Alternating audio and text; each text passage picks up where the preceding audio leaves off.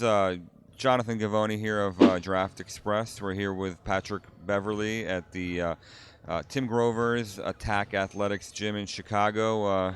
Patrick, how's everything going so far here? Oh, so far it's been well. It's a lot of guys here, who's in this upcoming draft and, been working out hard and, everything's been competitive and, we've been getting a lot of reps, everything, and, we're just competing right now and trying to get better.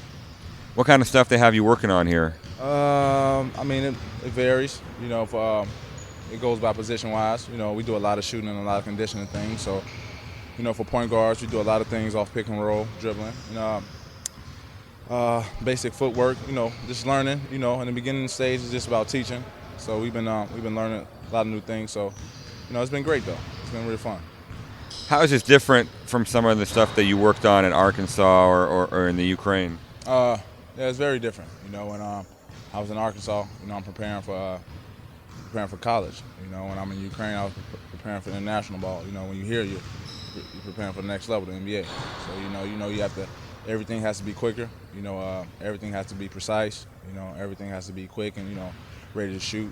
Just everything it goes up another level. So that's what we're working on now. From an individual skills standpoint, what are some of the things that you're working on here that you feel you need to improve on? Basically, just being comfortable at the point guard position. A lot of people remember me as a gunslinger and a shoot-first type of guard while I was at Arkansas. So I went over in Ukraine where I played international ball and worked on my point guard skills and tried to better those aspects of my game. And just being comfortable running the team right now. How do you feel you're transitioning out to the NBA three-point line? I think it's coming along. When you're used to shooting international threes, a whole year, but I think we get a lot of reps in here. I think Tim Grove and his coaching staff does a great job with getting our shots up. So it's all about repetitions now. We're getting more reps, and it's coming along.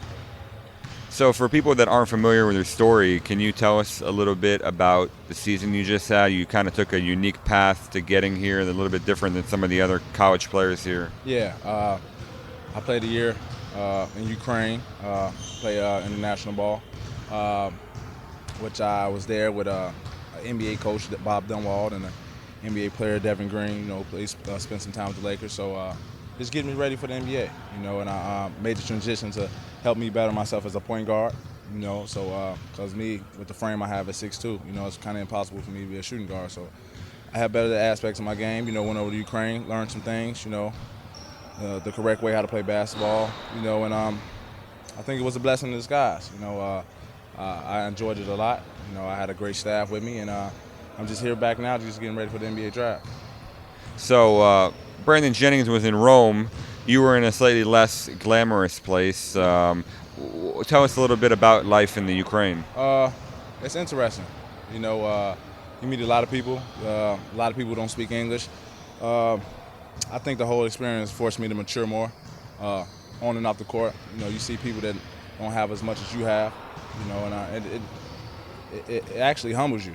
And that's what it did. And I really think this experience just helped me become a better man on and off the basketball court.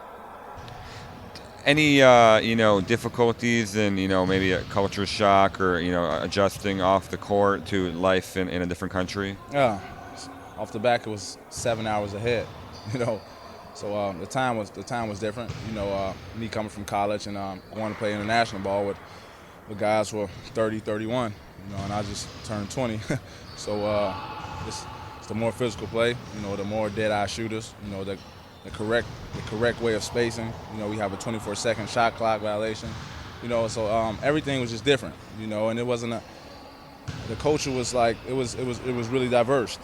So like I said before, there wasn't a lot of people there that spoke English at all. So I had to learn a couple of Russian words by myself. So like I said, it was a great experience, and I'm satisfied in the way the path I had to take to try to get to where I need to go. Do you think that what you did is something that other college guys in the future might look at, say, I'm not crazy about school, I'm not a student, I wouldn't mind, making some money and then trying to make the NBA later? No, I actually think that I'm a big fan of college basketball, and I definitely enjoyed Arkansas, and I definitely enjoyed my 2 years playing basketball. I think the way that it's going right now, you going to college first, and then having a future in NBA. I think it should continue to stay that way.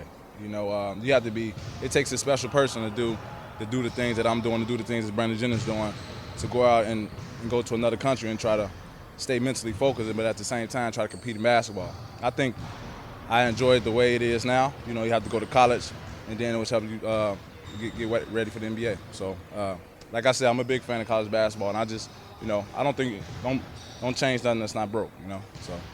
So what happened? What made you have to go over to the Ukraine rather than staying in Arkansas? It was some things that happened with me and my team.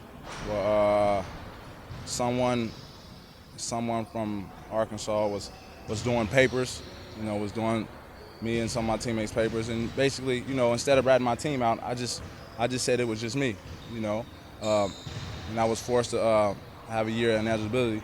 But like I said before, I think me leaving Arkansas, I think it really helped me mature on and off the court, as I said before. I think it helped me put those childish things away, helped me be a better man, and helped me, you know, do things the right way and be accountable for anything that I do.